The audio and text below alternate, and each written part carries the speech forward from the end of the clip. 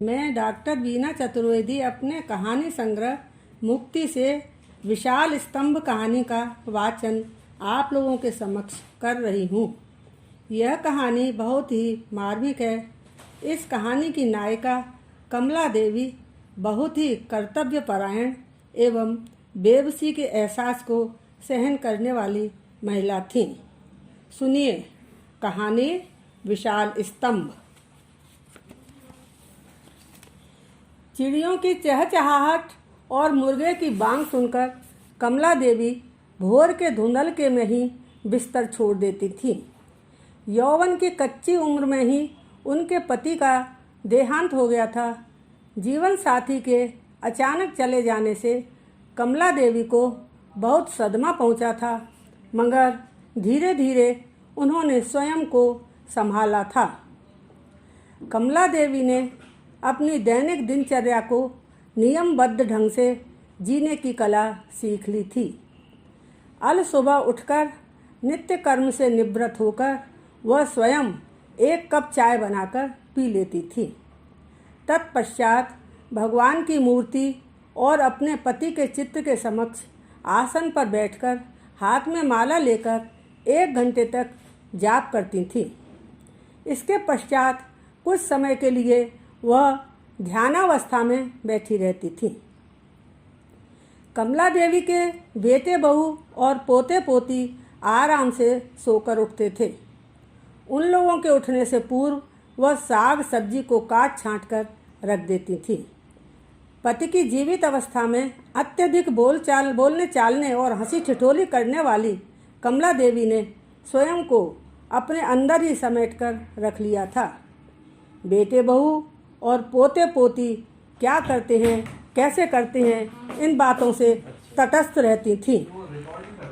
कई बार बड़ी से बड़ी भावुक बात पर भी उन्हें रोना नहीं आता था और कई बार छोटी से छोटी बात पर भी उनके आंसू थमने का नाम नहीं लेते थे। वह स्वयं चाहे जितनी कोशिश करती मगर स्वयं पर काबू नहीं कर पाती थी। बेटा समर्थ और बहू अदिति को इसकी आदत पड़ गई थी। वह इस बात को भली भांति समझ चुके थे कि माँ को जब पिताजी की याद सताती है तब वह अपने आंसुओं को वश में नहीं कर पाती। अतः जब भी ऐसी स्थिति होती वह लोग शांत भाव से बस अनदेखा करते रहते थे। उन्हें पता था कि माँ के ऊपर पिताजी की स्मृति में आया आंसुओं का आवेश कुछ समय पश्चात स्वतः थम जाएगा।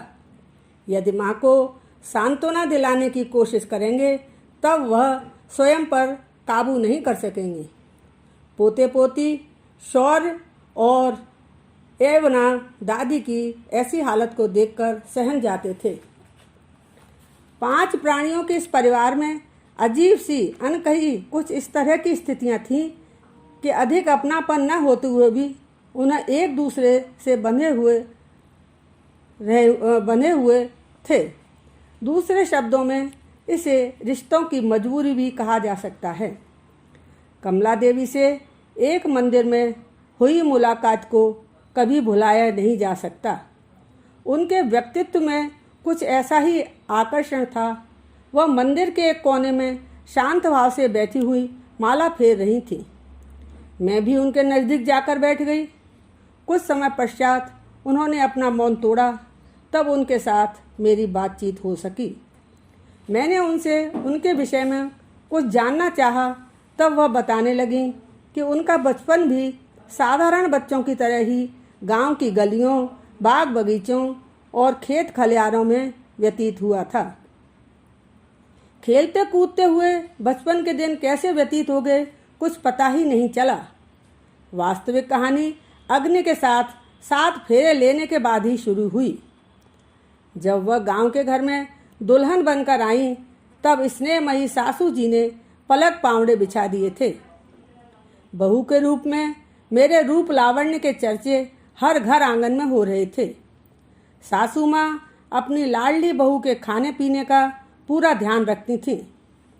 घर में एक देवर और 2 नंदें भी थीं। देवर के स्वभाव की उद्दंडता उसके प्रत्येक क्रियाकलाप में झलकती थी, मगर मुझे इससे कुछ भी लेना देना नहीं था। मेरे साथ घर के सभी छोटे बड़े लोग बहुत ही स्नेह व्यवहार करते थे। मेरी दोनों छोटी नंदें मुझ पर जान छिड़कती थीं। पति बहुत ही सुघड़ व्यक्तित्व वाले थे। उनके सद्व्यवहार की प्रशंसा हर समय सुनने को मिलती रहती थी। मुझे बहू की दुनिया में अधिक समय तक अकेले नहीं रहना पड़ा। कुछ समय के पश्चात ही देवर की शादी हो जाने से देवरानी के कदम घर में पड़ते ही रौनक आ गई थी। हम दोनों बहुत प्रेम से छोटी बड़ी बहनों की तरह रहते थे। हमारे घर में आनंद की अधिकता अधिक समय तक नहीं रही। घर की बड़ी बहू के रूप में ईश्वर ने मेरे जीवन में खुशी के चंद कतरे ही डाले थे। कहते हैं कि दुखों की बरसात होते देर नहीं लगती। ऐसा ही हमारे साथ हुआ। पहले सास, फिर पति और उनके बाद देवरानी भी चल बसी। अब हमारे जीवन में हमारे एकमात्र बेटे समर्थ के मुंह को देखते रहने का सुख बस बचा था। यौवनावस्था में पहाड़ जैसी जिंदगी मुझे मुंह चढ़ा रही थी। हमारे पारंपरिक भारतीय परिवारों में इस हालत में पहुंच चुकी महिलाओं का जीवन फूलों से भरा तो हरगिज नहीं होता। किसी के पथ में कम कांटे होते हैं तो किसी के पथ में अधिक। हमारी राहें कांटों से भरी हुई थीं, जिनकी चुभन हमें हर कदम पर सहन करनी पड़ती थी। कमला देवी मुझे एक सादगीपूर्ण, कर्तव्यपरायण एवं पल पल पर बेबसी के एहसास को सहन करने वाली महिला लगी। उनका कहना था कि अपने बेटे के रूप में मिलने वाले एकमात्र सुख को बचाए रखने के लिए उन्हें किस किस का मुंह नहीं ताकना पड़ा।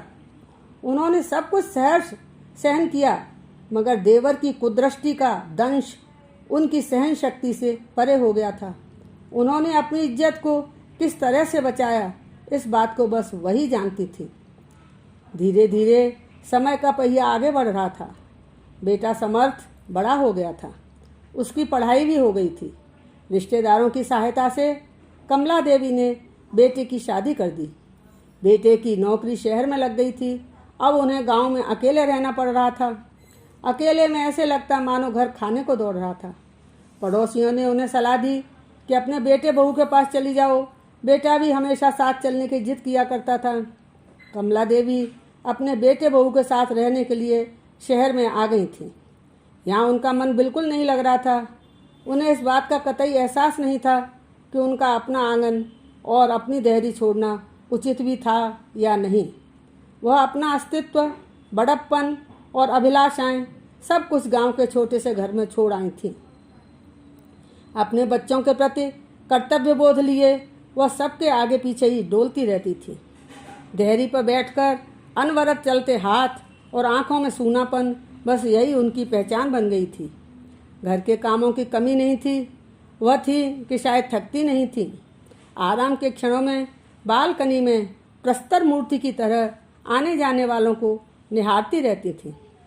उनकी आवश्यकता सभी को थी, किंतु उनकी स्वयं की क्या आवश्यकता थी यह जानने की कोई कोशिश भी नहीं करता था। यह बात अत्यंत कटु मगर सत्य थी। कमला देवी आंगन में खड़े विशाल स्तंभ के समान थी, जिसका सहारा घर के सभी सदस्यों को चाहिए था। वह एक ऐसा स्तंभ थी जिसके अंतर में वेदना का अपार भंडार छिपा था। वह स्वयं के सुख दुख को अपने अंतर मन में समेटे हुए थी। किसी से कहने की चाहत तो थी, मगर सुनने वाला शायद कोई नहीं था। कमला देवी रूपी स्तंभ के लिए अन्य दूसरा कोई स्थान भी नहीं था। ना तो वह किसी के साथ जा सकती थी और ना कुछ कह सकती थी। समय के साथ देखने में आता है कि स्तंभ के आसपास के स्वरूप और स्थितियों में बदलाव होने लगते हैं, जैसे मार्बल का फर्श, टाइल्स की दीवारें और खूबसूरत खिड़कियां, दरवाजे। अब वह प्राच्य स्तंभ सबकी नज़रों को खटकने लगा था।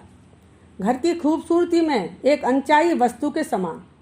वह घर के माहौल में फिर तो नहीं था, लेकिन उसकी आवश्यकता सतत बनी रहती थी। इस नश्वर संसार के एकमात्र सत्य की ओर हम ध्यान नहीं देते, उसे याद रखने में हम डरते हैं। यह अटल सत्य है कि हर वस्तु एक न एक दिन नष्ट हो जाएगी। दिन प्रतिदिन की उपेक्षाओं और अदृश्य प्रहारों के कारण उस कमला रूपी स्तंभ में भी अनगिनत दरारें पड़ गई थी। एक दिन अल सुबह यह समाचार मिला कि आंगन के बीचों बीच खड़ा स्तंभ अचानक धराशायी हो गया। धूल का बहुत ऊंचा गुबार उठा, स्तंभ टुकड़े टुकड़े होकर बिखर गया। धूल का गुबार जब हल्का पड़ा तो देखा कि कमला देवी आंगन के बीचों बीच बहुत ही शांत भाव से लेटी हुई थी। उनके प्राण पखेरु उड़ चुके थे। यह दुखद समाचार आग की तरह फैल गया।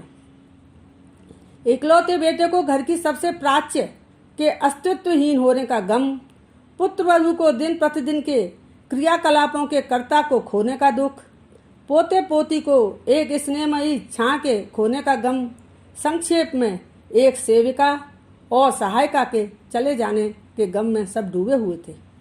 जाने वाले का दुख सबके दुख के समक्ष कहीं अधिक और अविस्मरणीय था, जिसे सब हमेशा गौर समझकर नकारते रहे थे। एक युग की समाप्ति और एक कर्तव्य की परंपरा का अंत हो चुका था।